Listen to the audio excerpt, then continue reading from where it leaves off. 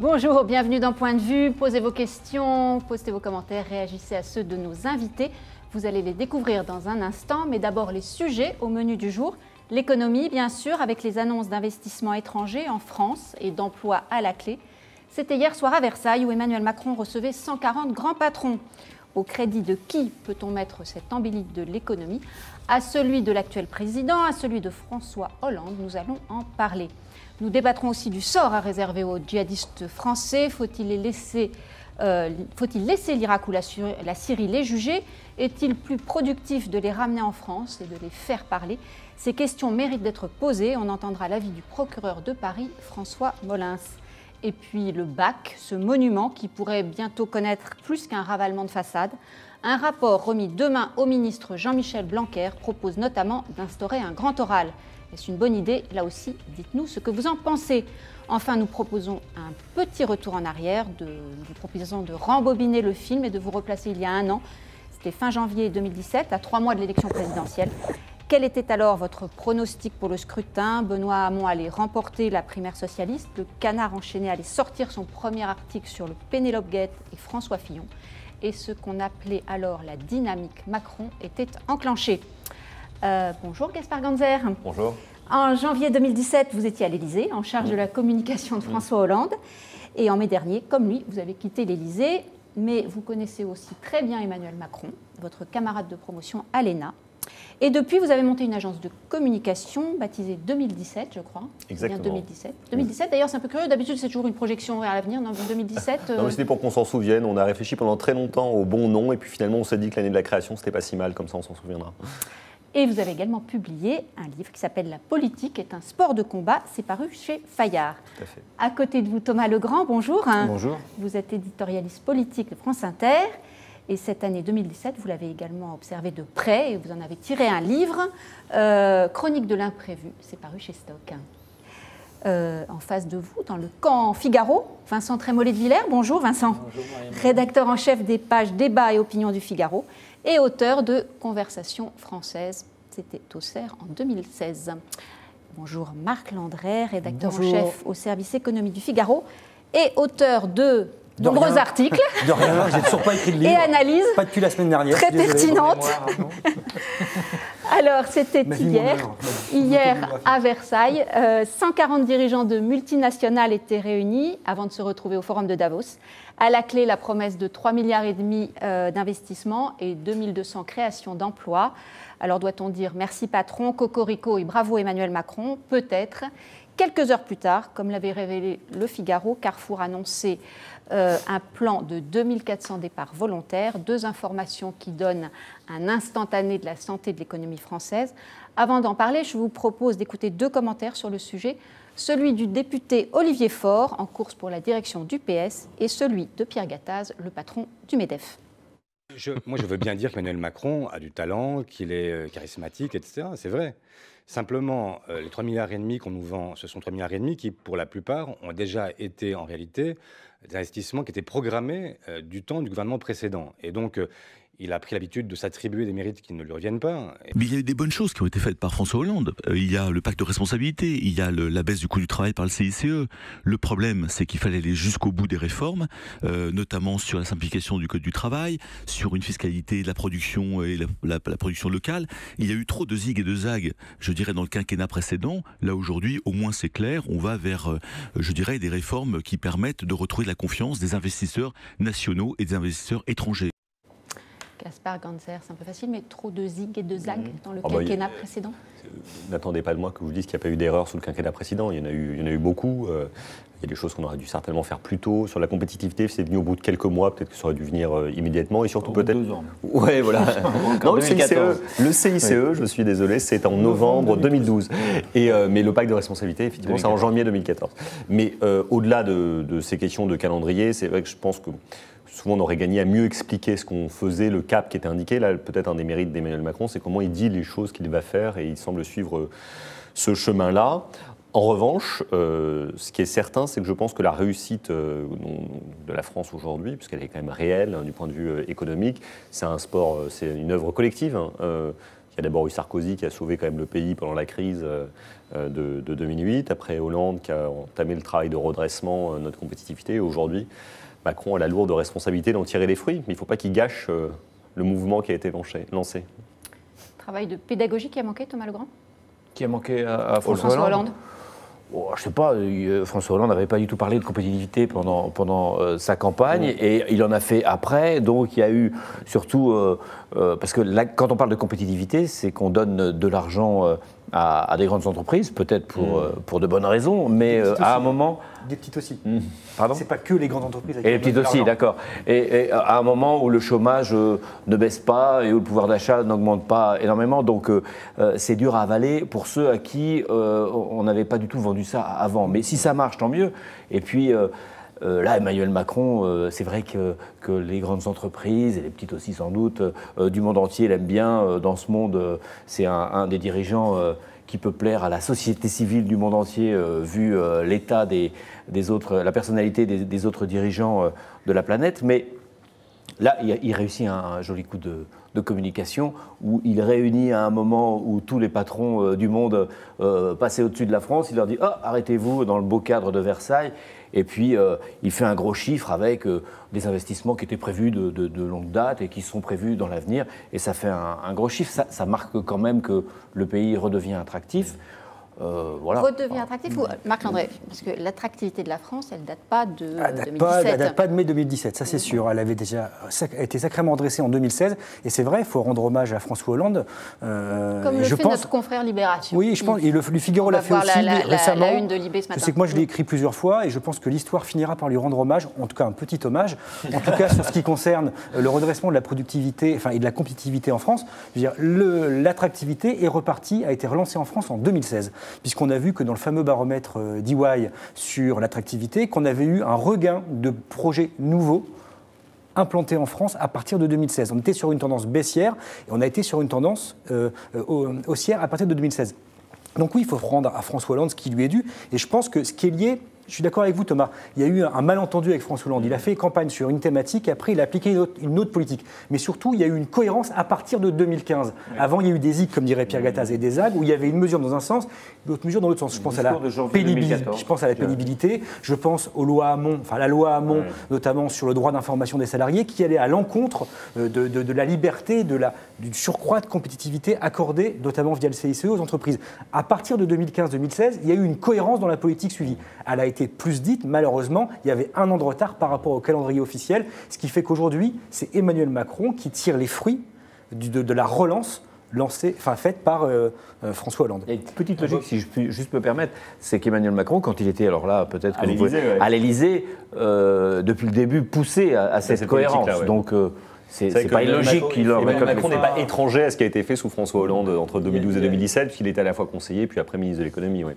Il y a l'expertise économique qui est essentielle, mais il y a quand même une dimension symbolique qu'on ne peut pas évacuer et une capacité d'incarnation. Et alors, c'est une phrase qu'on a déjà prononcée ici, mais Emmanuel Macron incarne physiquement la réforme. Donc peut-être qu'il réforme moins qu'on le dit, peut-être qu'il réforme moins que François Hollande, mais visuellement, et puis avec cette espèce de pratique. Versailles, je suis pas sûr que alors le choix de Versailles, justement, non, enfin, c'est très malin dans sa stratégie, c'est-à-dire c'est prendre, ça ressemble à ce que font les grandes boîtes quand ils font des événements dans des grands décors historiques, c'est-à-dire prendre le grand décor historique, mais prendre aussi des entreprises qui sont l'image de l'économie globale et fluide, et donc essayer de mêler les deux. Alors après, moi je pense que ça plaît beaucoup à son électorat, que ça perpétue cette image du manager éternel gagnant. Je pense qu'il y a un certain nombre de Français qui se sentent un tout petit peu éloignés de ce genre de happening. Je prends un exemple tout bête, mais ça s'appelle Choose Friends. Je pense qu'il y a un Français sur deux qui ne parle pas anglais. Et la pratique de l'anglais est une évidence chez les diplômés des grandes métropoles, mais elle n'est pas évidente partout dans le pays. Ça peut même agacer quelques défenseurs de la francophonie.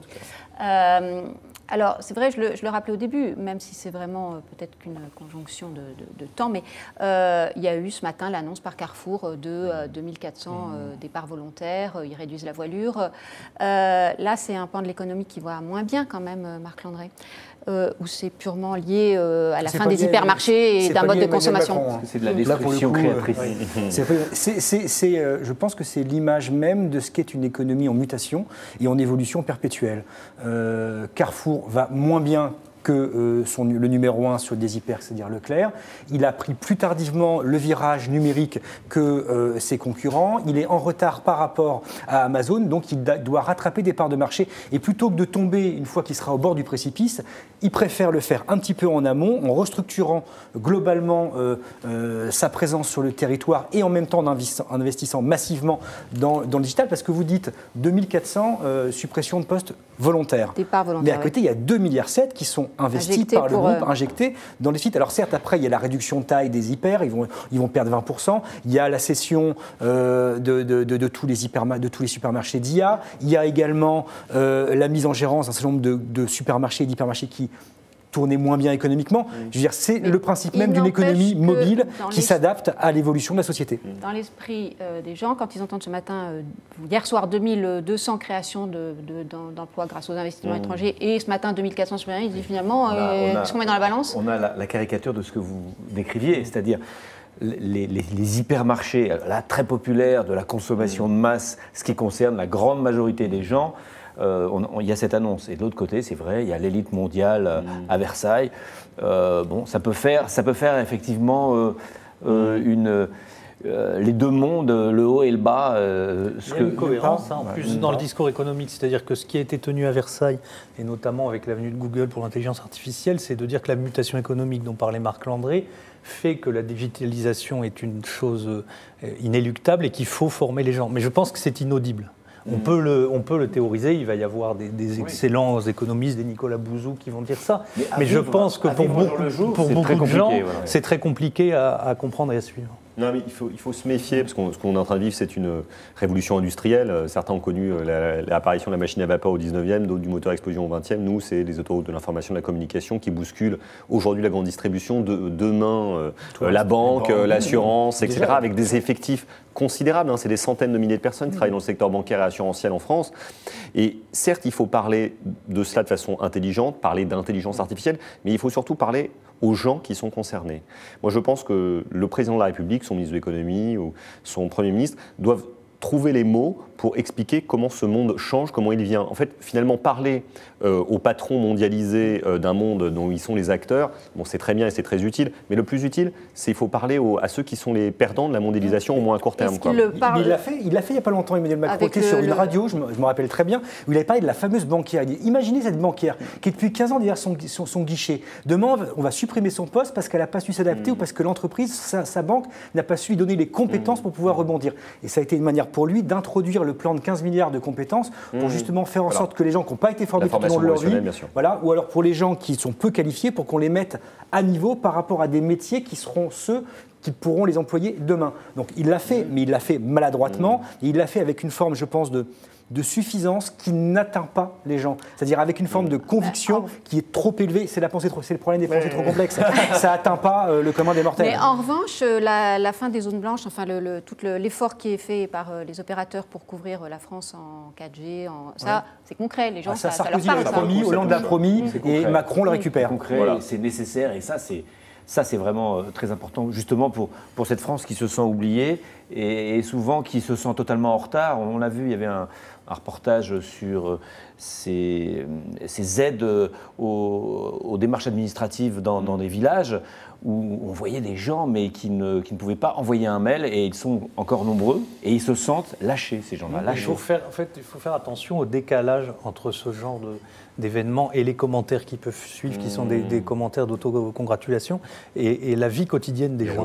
C'est-à-dire que pour le moment, le pays, tout à l'heure Gaspard Ganzer le disait, le pays va mieux, l'économie va mieux, mais je ne pense pas que pour le moment les gens le ressentent dans leur... C'est pour ça que cette initiative d'Orange et des opérateurs est très importante. Et c'est très concret, c'est dans tous les secteurs de la vie quotidienne, je vais en prendre un parce que... Il en met pas sur le tapis les enchères. On laisse terminer Vincent, messieurs, on laisse terminer Vincent. Le gouvernement a, depuis qu'il est là, le mot mobilité à la bouche, et les gens qui pratiquent les transports en commun ou la voiture et les embouteillages, ou qui ne trouvent pas de vélo, parce qu'il n'y a plus de Vélib dans Paris depuis... Bon, il y a un moment où ils disent, moi je veux bien l'injonction de mobilité, je suis d'accord, mais quand je veux me mouvoir géographiquement, je n'y arrive pas. Et il faut à mon avis prendre garde entre ce qui peut apparaître comme une autosatisfaction d'un petit monde et la réalité concrète de... Ceci dit, c'est toujours comme ça, parce que là, c'est particulièrement vrai avec Emmanuel Macron, et on voit le show à Versailles, mais je veux dire, François Hollande, c'était pareil. Les gens s'auto-satisfaisaient des décisions qui étaient prises ou des réformes qui étaient faites sans que ça touche le quotidien des gens. Et là, je prends pour exemple le chômage, qui est quand même la préoccupation numéro 1 des Français encore aujourd'hui, devant les questions d'immigration, de laïcité ou de sécurité ou de terrorisme. Prenez demain, on va avoir, même si c'est moins porteur qu'avant, les chiffres du chômage sur l'ensemble de l'année 2017. Si on compare l'année 2016, qui a été une vraie année de baisse du nombre d'inscrits à Pôle emploi, il y a eu 110 000 baisses de personnes en moins inscrites à Pôle emploi, on devrait en être là aux alentours d'une forme de stabilité. On est sous les 11 premiers mois à moins 10 000 et grosso, je dirais, merdo, si vous me passez l'expression, on devrait être à entre 0 et moins 20 000 demain soir. Franchement, le bilan entre ce qu'a fait François Hollande et ce qu'a fait Emmanuel Macron, il penche plutôt dans la balance du premier. Vous n'avez pas trouvé de meilleur avocat que Marc Landret, finalement. Non, mais on regrette que le Figaro n'ait pas dit plus tôt. Mais il est macronien maintenant. Il faut suivre. Alors, je salue Grégory, ou Grégory, je ne sais pas, enfin, pendant ce temps, qui nous dit, pendant ce temps, Carrefour licencie beaucoup, donc effectivement, ne devrait-on pas se concentrer plutôt sur les emplois que sur les investissements? Et le droitiste qui nous a rejoint et qui dit il faut voir ce que cela donne sur le long terme. Alors, vous me faisiez une transition sur la mobilité. Le Grand Paris qui risque de prendre du retard, là aussi c'est du concret pour beaucoup de franciliens. Là je pense que c'est vraiment, pour moi c'est un sujet essentiel, le transport partout en France et particulièrement dans les grandes métropoles, parce que ça c'est la vie concrète des gens, les gens qui habitent en banlieue, travaillent à Paris par exemple ou réciproquement, et je pense que là pour le coup c'est Nicolas Sarkozy qui avait lancé ce Grand Paris des transports, ça allait vraiment dans le bon sens, même si c'était en deçà de l'ambition qui avait été fixée initialement. François Hollande l'a perpétué à sa manière. Je pense que s'il y a une chose dans laquelle on ne peut ne pas être satisfait à l'heure actuelle, c'est la façon dont les transports en commun fonctionnent en Ile-de-France et particulièrement à Paris, que ce soit sur leur régularité de leur fonctionnement ou même sur les questions de sécurité ou de fiabilité des transports. Je pense que ça devrait vraiment être de la priorité numéro 1 du gouvernement et je n'ai pas le sentiment que ça soit le cas, malheureusement. Donc là, il faut que les actes soient à la hauteur des promesses et surtout des attentes. C'est pas la priorité, c'est une question de gros sous, c'est quoi le... Je ne sais pas, mais c'est vrai que c'est problématique, surtout que Emmanuel Macron avait théorisé le fait d'arrêter les grands investissements, lignes TGV, aéroports, Notre-Dame-des-Landes, justement pour se consacrer aux investissements du quotidien et des transports. Alors, s'il n'y a ni l'un ni l'autre, ça va poser un problème.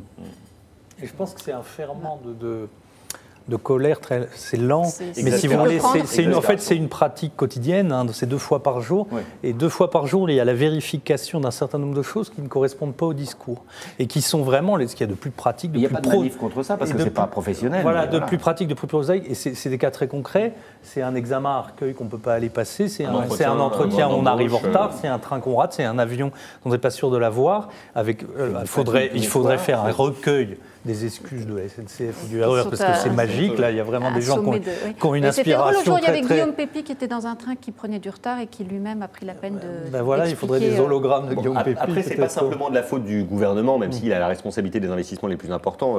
Il y a aussi une pierre dans le jardin de la région Île-de-France qui finance le STIF et de la mairie de Paris et des grandes villes. Parce qu'il faut non seulement évidemment mieux faire fonctionner la RATP et la SNCF, mais aussi que les modes de transport alternatifs qui ont été inventés, moi j'ai travaillé à la mairie de Paris pendant plusieurs années, Vélib, Autolib, aujourd'hui Scoutlib, c'est des choses qui sont intéressantes comme alternatives au transport. Aujourd'hui, le moins qu'on puisse dire, c'est que ça ne fonctionne pas parfaitement. Il n'y a juste plus de Vélib. Donc, vous êtes deux à le dire. Il y a un moment où là, on est très parisien. Oui. Je suis désolé. C'est vous qui avez lancé la discussion sur le Grand Paris. Il y a un moment de creux parce qu'on attend les Vélib électriques, etc. Mais ça dure. Et juste pour revenir faire un peu de politique, moi, l'économiste qui va faire de la politique, c'est la 3e fois où Emmanuel Macron... Vous n'êtes jamais à contre-emploi, Marc. Exactement, j'aime bien. C'est la 3e fois qu'Emmanuel Macron fait le contraire de ce qu'il avait dit qu'il ferait. Il y a eu Notre-Dame-des-Landes. Pendant la campagne, il s'était engagé à faire le projet. Il ne l'a pas fait.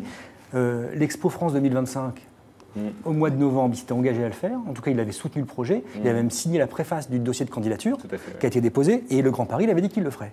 Et là, il va le freiner. Donc, c'est par 3 fois, en très peu de temps, qu'il démontre qu'il ne fait pas ce qu'il a dit qu'il ferait. Me semble-t-il, pour l'exposition universelle, les Français approuvent plutôt la décision. Les sondages c'est pareil aussi, c'est vrai. Oui. Mais le président de la République, c'est être responsable et pas forcément suivre son c'est le contraire de ce qu'il avait dit quand même. Voilà.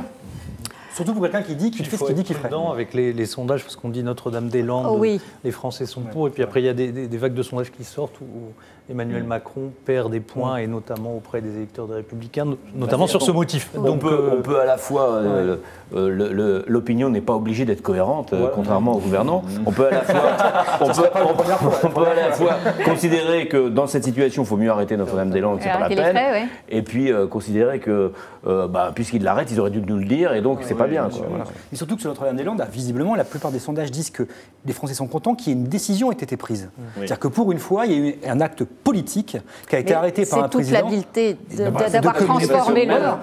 Après, même Henri Queuille aurait dû prendre cette décision, puisque de toute façon, l'utilité publique s'est arrêtée. Donc même François Hollande... Ils ont très bien mis en scène ça. Exactement. On recule comme des lions.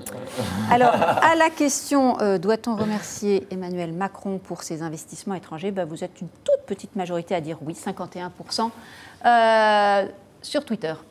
On va passer à notre deuxième sujet qui concerne les djihadistes français. Quelle doctrine la France doit-elle adopter pour ces djihadistes qui ont combattu avec l'État islamique et sont désormais prisonniers? Une centaine seraient détenus en Syrie ou en Irak, selon le procureur de Paris, François Molins, qu'on écoute. C'était ce matin sur RTL. L'Irak étant un pays avec un gouvernement légitime, a tout à fait le droit de décider soit de juger lui-même des gens qui auraient commis des infractions sur son sol, soit de les remettre au pays de sa nationalité. Maintenant, il faut peut-être aussi retourner la question. Est-ce que si on avait, nous, Français, des terroristes étrangers qui viennent commettre des exactions et des attentats terroristes sur notre sol, est-ce qu'on ne souhaiterait pas les juger ? Alors, laisser les djihadistes juger là-bas plutôt que les récupérer. La ministre des Armées, elle est encore plus claire. Florence Parly était en octobre, elle l'avait dit, et elle a redit ce matin, hier plutôt, sa position lors de vœux aux armées. On l'écoute. Ce que nous voulons, c'est aller au bout de ce combat. Et bien sûr, si il y a des djihadistes qui périssent dans ces combats, eh bien, je dirais que c'est tant mieux. Et si ils tombent entre les mains des forces syriennes, eh bien, ils dépendront de la juridiction des forces syriennes. Cette franchise de Florence Parly, elle vous étonne, Vincent Trémollet ? Non, je pense que c'est très compliqué comme sujet, parce qu'elle dit ce que pensent, à mon avis, tous les gens qui sont aux affaires, mais c'est très difficile à dire, puisqu'il y a un certain nombre de règles, notamment des règles de droit, qui font qu'il peut après y avoir des procédures lancées, mais on sent très bien, et sous François Hollande, c'était exactement pareil. Je me souviens de déclarations de Manuel Valls quand il était Premier ministre, qui laissait entendre qu'il fallait que les choses se règlent là-bas, et qu'il faudrait qu'il y ait le moindre revenant possible sur le territoire français, parce que c'est une situation très délicate à gérer. Je pense qu'on est vraiment dans des zones où la déclaration publique est là pour essayer de dissimuler des actes qui sont des actes de guerre et qui donc sont dans des zones un peu moins claires. Je reprends juste ce que vous voyez à l'écran à l'instant, c'est ce que Florence Parly a dit hier. J'ai eu des mots pour les djihadistes qui ont fait couler pas mal d'encre. Je le redis ici devant vous, je les assume, car les djihadistes n'ont jamais eu d'état d'âme et je ne vois pas pourquoi nous en aurions pour eux. Gaspard Ganzer, le président Hollande avait reconnu avoir, dans le fameux livre président de notamment, les opérations dites homo, c'est-à-dire les exécutions en fait de djihadistes. Au moins c'était un débat. Ça avait le mérite de la clarté. Oui, c'est un débat sans fin. Je pense que l'État français depuis longtemps lutte à mort contre ses ennemis qui lui font la guerre, parce que s'il s'agissait d'actes de guerre. Donc ça, c'est une certitude. Qu'on cherche à éradiquer les terroristes partout où ils se trouvent, c'est aussi une certitude. Après, le débat, c'est celui que vous souliez, c'est est-ce qu'il faut le dire ou est-ce qu'il ne faut pas le dire. Voilà. François Hollande avait estimé que pour rassurer la population et peut-être aussi pour être transparent, il valait mieux le dire. Cela étant, ce n'était pas tout à fait la même chose. Là, c'était encore la guerre contre l'État islamique. Là, ce sont des prisonniers. Oui, donc je pense que la situation est différente. Vous m'interrogez sur le passé. Là, moi, vraiment, sur ce sujet, je ne dis pas que je touche mon seuil d'incompétence, mais pas loin, je le crois quand même, parce que il y a des situations individuellement extrêmement complexes et je crois que pour le coup, il faut vraiment faire confiance à nos magistrats, nos policiers qui doivent gérer ces situations au cas par cas parce qu'il y a autant de situations que de traitements. Dans ce type d'affaires, il faut une disposition de confiance vis-à-vis de l'exécutif. Oui, je pense. Ouais. Parce que sinon, on ne peut pas, on n'a pas les éléments, les compétences. Et il y a évidemment une tension entre le droit et la sécurité publique, quoi. Oui, ben. Vous disiez tout à l'heure que c'était difficile à dire. En fait, je crois que c'est le contraire. C'est facile à dire. C'est le plus simple en ce moment, compte tenu de ce que nous avons vécu ces dernières années, le plus simple, et on sera tous d'accord, c'est de dire, écoutez, ils sont là-bas, s'ils ne reviennent pas, c'est pas un drame non plus. On va, voilà. Mais est-ce que ça peut être une question aussi, parce que si la Syrie les remet dans la nature au bout de quelques années, il vaut mieux peut-être les avoir en prison ici, plutôt que de voir des gens revenir. Je ne pense pas qu'on puisse faire de règle générale, je suis d'accord. C'est-à-dire qu'on ne connaît pas les situations individuelles, on ne connaît pas la réalité de la menace, on n'est pas les services de renseignement. Donc on doit faire confiance. Et en même temps, notre rôle, puisqu'il y a cette tension entre la guerre et le droit, notre rôle, c'est quand même, d'observateurs et journalistes, c'est quand même de faire prévaloir plus le droit que la guerre. Alors il y a des moments où il faut la guerre et c'est pas moi qui vais vous dire que François Hollande ou Emmanuel Macron ou Nicolas Sarkozy avant a sûrement eu tort d'aller faire tuer quelqu'un qui aurait pu nous faire du mal. Mais enfin, moi je préfère quand même que le droit prévale. Alors après, François Molins a tout à fait raison. Le droit peut prévaloir aussi en Irak. Alors, je ne suis pas certain que les règles de droit, la peine de mort notamment en Irak, soient exactement les mêmes que les nôtres, mais que ces gens soient jugés aussi en Irak, pas en Syrie, puisqu'il n'y a pas d'état de droit, mais soient jugés en Irak d'abord, ne me choque pas. Marc-André, la sécurité ou le droit ? Ne me choque pas non plus. Vous choisissez quoi ? Sécurité ou droit Difficile à dire. Là, je suis comme Gaspard. Moi, j'atteins mon seuil d'incompétence. Et c'est plus. Mais c'est quand même un phénomène qui est très, très, très nouveau, puisque c'est une armée vaincue dont les membres peuvent trouver des relais dans les pays vainqueurs. C'est ça qui est le propre de la démocratie. Voilà, oui. Mais si vous voulez, une fois que les nazis ont perdu la guerre, il y avait plus ils ont trouvé des relais. Enfin, mais des relais pour relancer un certain nombre de combats, etc. Ils ne pouvaient pas. Et là, parce qu'il y a un cas qui va arriver après le cas de celui-là, c'est le cas des enfants. Des enfants, donc on commence déjà à parler. Voilà, des enfants. Où là, on est vraiment dans une situation unique. Ah bah là, c'est plus clair. Là. Et là, on va les faire revenir. On écoute sur ce point. Vincent, on écoute sur ce point François Molins, qui effectivement aussi a parlé des dits lionceaux du califat, et on parle de tout ça. Les témoignages qu'on recueille montrent que ce sont des gamins, souvent petits, qui ont vécu dans des conditions qui ne sont pas normales, j'assume mes termes, pour un enfant de ces âges-là, où il y a des valeurs qui sont tout à fait différentes de celles qu'on a aujourd'hui dans les sociétés occidentales. Vous pouvez nous dire concrètement des enfants qui peuvent être amenés par leurs parents pour assister à des décapitations, qui voient des armes à la maison tous les jours. Je pense que c'est un véritable enjeu pour les années à venir. Je vous livre les commentaires de Nani, parmi les nombreux commentaires. Nani, on ne doit pas avoir d'état d'âme pour des assassins. Et Chrisme92 qui nous dit qu'il faut les juger en Syrie, c'est là qu'on doit montrer la fermeté de la France. Vincent, je vous avais coupé. Donc, je disais qu'il y avait ces cas qui sont très différents des enfants qui vont revenir, où là on se retrouve, et à la fois les services sociaux et les services spéciaux et les services de sécurité se retrouvent dans des situations que nous n'avons jamais eues, puisqu'il va falloir, Molins l'a très bien dit, retrouver un équilibre avec des expériences qui sont épouvantables et une possibilité de volonté de vengeance. Il y a la journaliste Sonia Mabrouk qui travaille sur ce sujet, qui prépare un roman qui risque d'être très intéressant et très renseigné là-dessus. Et là, là, on est encore plus dans nos limites, puisqu'on est devant une situation qui, je pense, n'a pas d'équivalent dans l'histoire récente de notre pays. Gaspard Canzer, non, mais la gestion des affaires terroristes, vous avez eu à en connaître large sur part. Cette question particulière des enfants, je pense il faut en tout cas avoir la modestie de réfléchir vraiment à cette question qui doit être traitée dans le long terme. On a beaucoup parlé de déradicalisation pendant le quinquennat précédent et encore aujourd'hui. Là, c'est des dispositifs d'éducation, de suivi sur le long terme qu'il va falloir prendre en compte, parce que ces enfants, pour la plupart, n'ont commis aucune exaction, ne sont responsables d'aucun crime ou d'aucun délit, mais en revanche, ils ont été élevés dans des conditions souvent épouvantables, et il faut trouver les moyens de leur donner une seconde chance, quoi. Mais ça va nécessiter des moyens, là, pour le coup, nécessairement. Oui, dans toutes ces histoires, il ne faut pas être naïf. il ne faut pas être faible, mais il faut quand même rester nous-mêmes, c'est-à-dire une démocratie avec un état de droit. Donc, pour reprendre la question que vous posiez tout à l'heure, le droit ou la sécurité, il ne faut pas les opposer, mais le droit d'abord. Et la liberté et le droit d'abord. Et vous êtes, alors c'est une question Twitter, ça n'a pas valeur de sondage, mais vous êtes 90% à dire qu'il ne faut pas avoir d'état d'âme pour ces djihadistes. On va passer au bac, un sujet, disons, d'avenir. Les beaux parleurs se réjouissent peut-être déjà parce qu'il devrait y avoir une sorte de grand oral au menu du bac Nouvelle Formule en 2021. C'est aussi un bac beaucoup plus compact qui se profile avec 4 épreuves écrites, la fin du rattrapage et davantage de contrôle continu. Autant dire aussi un bac qui coûtera peut-être moins cher. Gaspard Ganzer, quand vous prépariez le grand oral de Nilna, vous auriez aimé avoir de l'entraînement et passer un grand oral du bac? Bon, il y a déjà des épreuves orales au bac, en langue étrangère, en français, en première. Pourquoi pas? Parce que je pense qu'effectivement l'aisance à l'oral est un atout pour la suite. Après, je pense qu'il n'y a rien de plus discriminant que les grands taux. Évidemment, c'est d'ailleurs pour ça que les grandes écoles souvent les utilisent pour discriminer entre les candidats.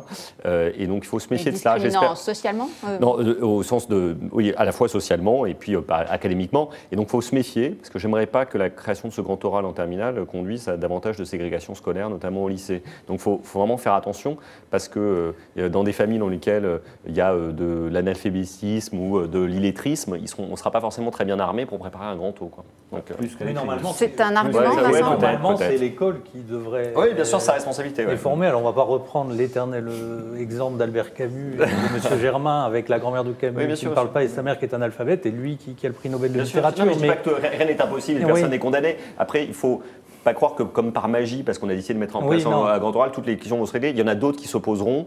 Et le passage à l'oral peut aussi être très discriminant socialement. Mais moi, je dis pourquoi pas, allons voir. Mais on peut avoir la vue inverse. C'est-à-dire qu'on peut penser que le passage à l'oral est fait pour empêcher les discriminations. Les discriminations écrites. Oui, parce qu'on a les devant soi. Et puis il y a c'est peut-être plus facile de préparer un grand oral et justement plus utile aussi pour la vie. On sait bien que l'expression orale pour les jeunes de certains quartiers est un enjeu et c'est peut-être très important de mettre l'accent là-dessus.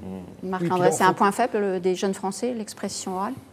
Quand on a 200 mots dans son vocabulaire, c'est sûr qu'un grand oral, ça va être compliqué. Mais même sans parler de 200 mots dans son vocabulaire, c'est pas une tradition française. Non, c'est pas une tradition, mais c'est pas parce que ça prendre la parole en public à l'école. D'un autre côté, on focalise beaucoup sur cette possible innovation d'introduction d'un grand oral au bac, mais il y a aussi autre chose. Il y a la montée en puissance du contrôle continu. C'est plutôt ça. C'est une très bonne chose. C'est une très bonne chose.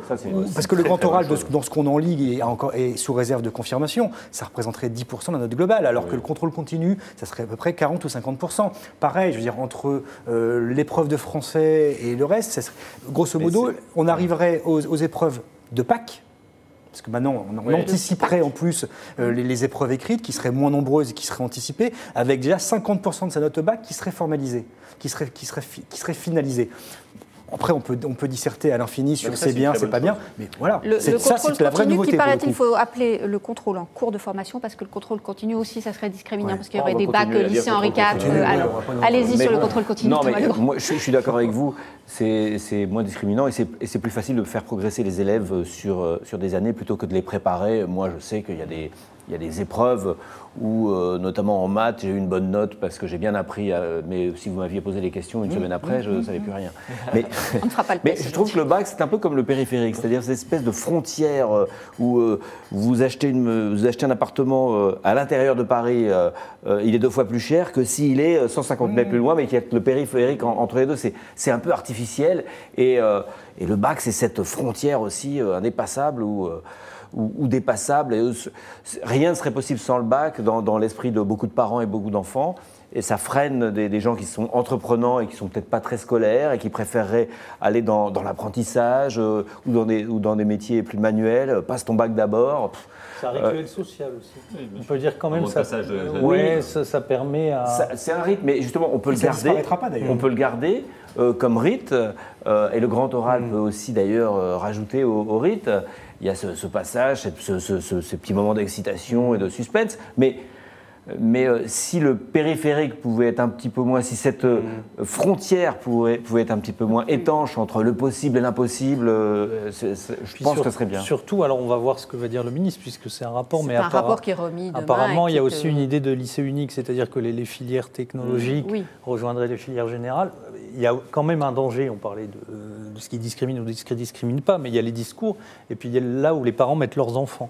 Bien sûr. Si jamais ça nivelle le niveau, on peut trouver... Si jamais ça mixe, on peut aussi trouver ce qui existe déjà, c'est-à-dire des stratégies de contournement, soit par les grands lycées des grandes villes, soit par le privé. L'objectif est louable, et pourquoi pas. Après, il faut que tout ça fonctionne bien, parce que réformer le lycée et le baccalauréat, et dans le même temps changer le système d'affectation dans l'enseignement supérieur, deux réformes qui sont certainement nécessaires, faire beaucoup. J'espère que l'éducation nationale, qui est un service public certainement très performant, est bien préparée. Accuser le non mais j'espère que la réponse est dans la question. Non mais j'espère. Non mais attention, parce que c'est quand même la vie. C'est quand même la vie des enfants. C'est des moments très importants. On parlait des rituels de passage à la vie adulte. On peut pas se permettre de jouer au savant fou. S'il y a un truc qu'on n'a pas le droit de planter quand on est l'État, c'est une rentrée scolaire et une affectation dans le supérieur. C'est vraiment indispensable. Donc j'espère que le gouvernement a pris toutes les dispositions. On fait des rapports là-dessus. J'espère qu'il y a quand même. La dimension, Marc, vous qui êtes un homme de chiffres, parce que ça coûte cher l'organisation du bac. Alors il y a des chiffres un peu fantaisistes. Enfin, l'éducation nationale dit ça coûte, je ne sais plus exactement, mais entre. Alors il y a après ça passe. Si on additionne l'organisation, les heures de cours perdues, les enseignants qui sont payés plus pour corriger les copies, ça finit. Je vais vous retrouver le chiffre, mais ça finit par coûter cher. Là, il y a une volonté de faire des économies. Oui, entre autres. Je pense qu'il y a une double volonté. Effectivement, simplifier un système dont on ne cesse de dire depuis des années qu'il ne fonctionne pas, qu'il ne fonctionne plus, qu'il y a un nivellement par le bas du niveau du bac, pour essayer de le recentrer sur les fondamentaux. C'est la continuité de ce que fait d'ailleurs Blanquer dans le primaire et ce qu'il va faire dans le collège et au lycée. Ce qu'il annonce. Ce qu'il annonce, bien sûr. A priori. Et deuxièmement, évidemment, faire une économie. Je veux dire, on n'a pas voté un budget en équilibre ou en excédent depuis 1974. On a l'éducation nationale qui est le premier poste budgétaire de l'État. Donc si on peut grappiller là quelques millions, quelques dizaines de millions d'euros... L'éducation nationale dit ça coûte 50 millions par an, l'organisation du bac, et il y avait le syndicat des chefs d'établissement qui disait que ça coûte même, alors en mettant tout ensemble, 1,5 milliard. Bon, en tout cas, moi, je peux vous dire que en tant que père de famille, je sais que moi, mes gamins, quand il y a le BEPC, enfin le brevet des collèges et le bac... Vous ne payez pas pour obtenir vous n'avez pas payé. Il faut que je m'occupe de mes gamins à partir de mi-juin, parce qu'il n'y a plus de collège, il n'y a plus de lycée. Parce qu'il faut préparer... L'activité du Figaro baisse à ce moment-là. D'autant qu'il y a le désert du mois de juin. Tout ça, il y a du foot, heureusement, et du tennis. Alors, on va rembobiner un petit peu le film, comme on disait tout à l'heure. Gaspard Ganzer, je me suis amusée à ouvrir votre livre. Donc, La politique est un sport de combat, à la date du 23 janvier 2017. C'était donc il y a un an. C'était le lendemain du premier tour de la primaire du PS. Benoît Hamon était arrivé en tête, Manuel Valls en deuxième position. Et voilà ce que vous écriviez. En me réveillant ce matin, je découvre un SMS du président. La primaire aura tué le PS, disait François Hollande. À cette date, vous étiez dans quel état d'esprit? Vous envisagiez quoi pour la présidentielle? Je ne savais pas. Je pensais à peu près comme tout le monde que la droite allait certainement gagner l'élection présidentielle, parce que c'était quand même... On est 2 jours, effectivement, comme je le rappelais tout à l'heure, avant logique d'alternance, président sortant ne pouvant pas se représenter ou ne voulant pas se représenter, absence de leadership à gauche. Je n'imaginais pas une seule seconde qu'Emmanuel Macron puisse devenir président de la République. J'ai l'honnêteté de le reconnaître. Même à ce moment-là? Même ce jour-là? Non, mais je pensais que la logique, c'était quand même que la droite l'emporte. La logique, c'était que la droite classique l'emporte.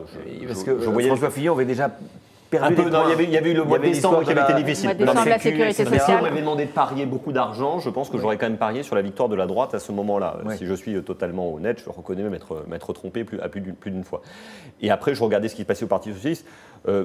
Moi, c'est vrai que j'avais un temps, je me reconnaissais plus, d'ailleurs je le dis dans le bouquin, donc je me reconnaissais plus dans Benoît Hamon que dans Manuel Valls, pas du tout tellement pour des questions de positionnement idéologique, mais pour les façons de faire de la politique et pour des priorités données. Pour moi, les questions économiques et sociales sont plus importantes que la question de la laïcité, par exemple. Donc j'ai plutôt soutenu Benoît Hamon. Je suis d'accord avec vous. Voilà, donc je pense que c'était plus important. Donc j'ai voté pour lui aux 2 tours de. C'est 2 fois que le Figaro est d'accord avec vous. Ouais, c'est bizarre. J'ai voté les 2 fois. Dans votre version la plus à gauche. Aux 2 tours. Ça ne m'a pas empêché de voter pour Emmanuel Macron à l'élection présidentielle, parce qu'après, c'est vrai que j'ai regretté que Benoît Hamon, quand il a été choisi par la primaire socialiste, n'a rien fait pour rassembler l'ensemble de la gauche, et notamment la gauche qui n'était quand même pas très éloignée de lui, c'est-à-dire tout simplement les socialistes. Et d'ailleurs, aujourd'hui même, ce qui est quand même absolument absurde, il a reconnu lui-même qu'il n'a pas fait la campagne du Parti socialiste.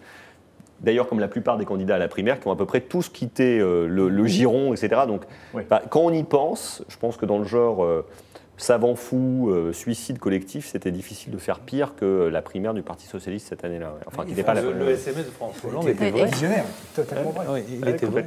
Complètement. Ah non, mais il l'avait deviné. François Hollande, vous savez, est un excellent analyste politique. Oui. Vous devriez l'inviter. On y pense, savant fou. Vous rebondissez sur les mots de Gaspard Hanzer pour qualifier le PS et les...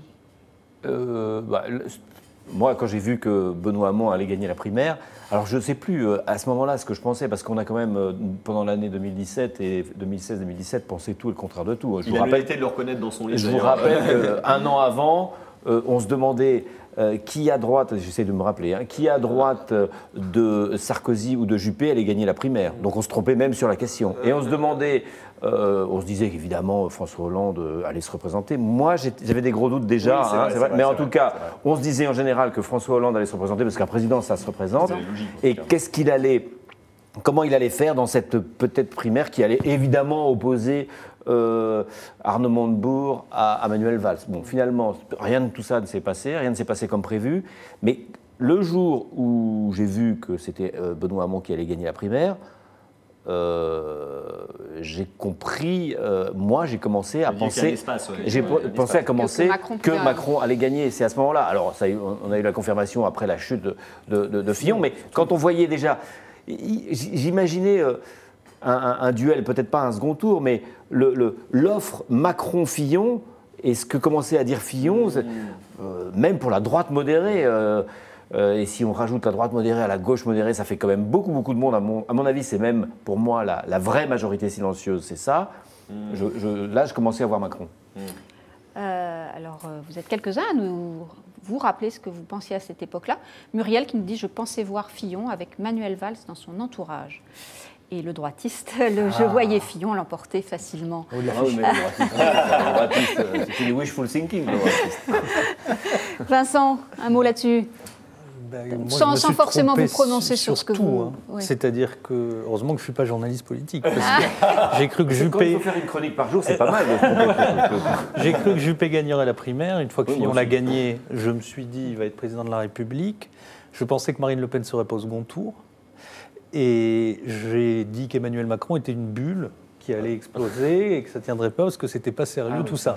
Jusqu'au mois de... Tu l'avais écrit. Tu l'as même écrit. Fin février. Donc, j'ai commencé avec l'affaire Pénélope et ses suites à comprendre comment ça allait se passer. Mais c'était pour les émissions d'après, le 23 janvier. Vous faisiez partie de ceux qui parlaient de la bulle Macron. Ça, oui. Moi, j'ai cru ça, oui. Ouais. Je me disais, parce que j'ai pas du tout aimé la campagne de Macron. Je trouve qu'elle était, il y avait un côté kick-off de grandes boîtes. Vous pensez que la majorité silencieuse, elle est dans cette France périphérique qui a peur de tout, etc. Moi, je pense que la majorité silencieuse, cette France-là existe et il faut s'en occuper. Elle est peut-être en perdition et c'est la vraie France qui souffre. Mais je ne pense pas qu'elle soit majoritaire. La France majoritaire. Pour mes réalités aussi, que je me suis dit, j'aime pas beaucoup cette campagne. Vous êtes comme le droitiste. Et que donc, je me suis dit, ça m'a pas pris. J'ai trouvé qu'ensuite, le président avait tourné le dos au candidat, Macron, et qu'il était très bon, parce qu'il avait restauré une espèce de verticalité du pouvoir, que les discours étaient meilleurs, etc. Mais j'ai vraiment pas trouvé sa campagne transcendante. Les meetings étaient... Enfin, il n'y a pas un discours impérissable, il y a le cri, parce qu'il y a le débat, il y a le débat, voilà. Le débat, voilà, il y a le débat. Oui, mais il avait déjà gagné. Mais là, on avait réglé. Là, quand même, j'avais vu qu'il allait gagner. Marc ? Moi, je suis pas journaliste politique et ça m'a donné une petite chance, c'est que j'avais très tôt. Vous le dites, ça s'analyse. Oui, je vais m'allonger. Mais j'avais dit très tôt, et mes proches pourront l'en témoigner, que Fillon gagnerait la primaire de la droite. Je me suis retrouvé à une soirée, il n'y avait que des jupéistes, que ça, et je leur ai dit, on va vous avoir. Vous allez voir, Fillon va gagner. Il a été vendu à la Libération, oui. Voilà. Je crois que je l'étais déjà avancé. Et Fillon a gagné. Et j'avais dit très tôt également que ça serait pas Manuel Valls, ni Montebourg qui gagnerait la primaire de la gauche, mais ça serait Benoît Hamon. Parce qu'il y avait une dynamique. Et moi, j'ai regardé, mais benoîtement, j'ai regardé les dynamiques des différents candidats. Et très tôt, il y a eu une dynamique Fillon. Il y a eu une dynamique. Voilà, c'est eux qui faisaient les thématiques des campagnes. Et surtout, à droite, on a focalisé sur ce duel que tout le monde voulait voir entre Juppé et Sarko, et on n'a pas vu le petit poussé qui, lui, avait un programme qui tenait la route, peut-être un peu trop d'ailleurs, économiquement, et qui taillait son petit bonhomme de chemin.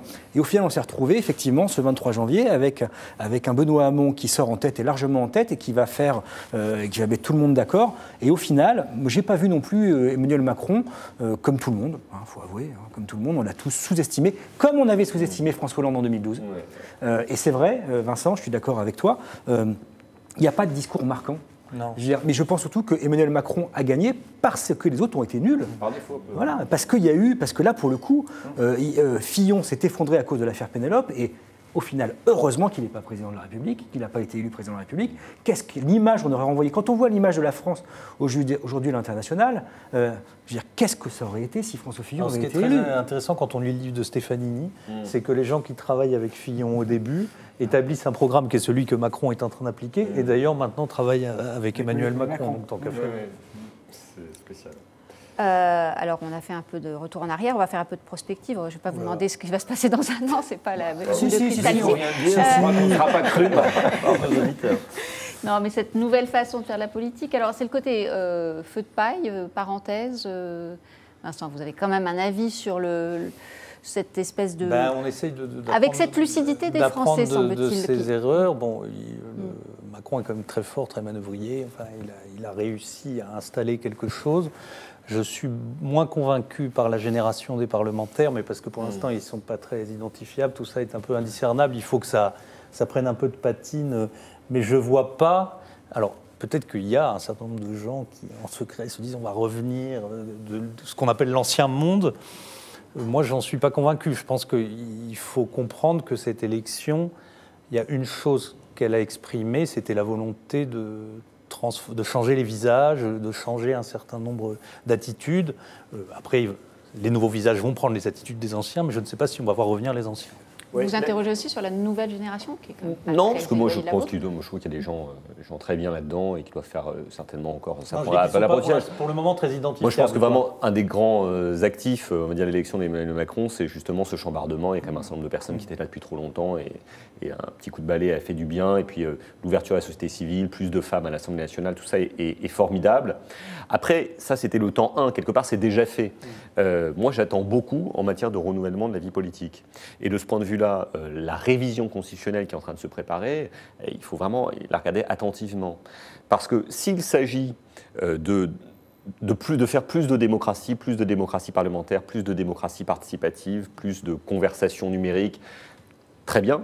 S'il s'agit de faire plus de verticalité, plus d'autorité, ça, je pense que ça ira dans le mauvais sens. Donc, je pense qu'elle sera un test parce qu'elle donnera la couleur du macronisme. Est-ce que le macronisme est finalement une forme de césarisme démocratique, ou est-ce qu'au contraire, ou alors est-ce qu'au contraire, ce que je souhaiterais moi pour ma part, il est le premier président de, on va dire, l'ère politique post-révolution numérique avec davantage d'horizontalité, de participation. Je crois que les gens qui ont voté pour Emmanuel Macron sont plutôt de cette deuxième catégorie, et il y aurait un gros problème. C'est ceux qui croient en la société. Voilà. Moi, je crois dans la société, dans la démocratie, dans la délibération. C'est qu'il ait eu une majorité écrasante. Parce qu'il n'a pas fait sa coalition. Ça peut être le risque. Ça peut être le risque.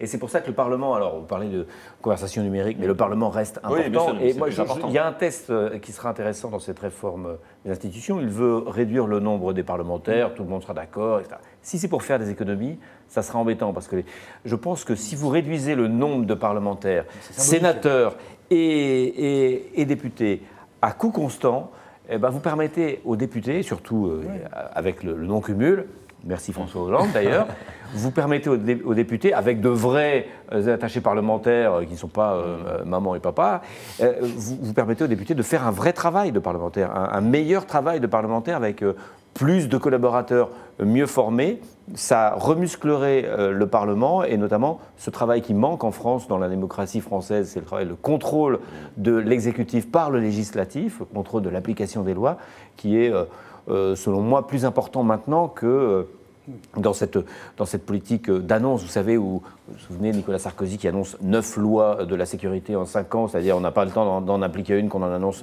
Le vrai moment important en politique d'une vie en ce moment, c'est l'annonce, c'est pas son application. Il faut retourner, ça fait longtemps, mais il faut retourner au contrôle de l'application des lois, enfin retourner, y arriver, et je pense que le test, voilà, le coût constant du Parlement, en réduisant les parlementaires, je pense que ce sera un test intéressant. Sur la qualité du travail. Eh bien, ça sera le mot de la fin parce qu'on arrive au terme de l'émission. Vous pouvez toujours vous prononcer, enfin, vous rappeler quel était votre pronostic pour la présidentielle. Merci de nous avoir suivis et à demain pour un nouveau point de vue présenté par Guillaume Roquette.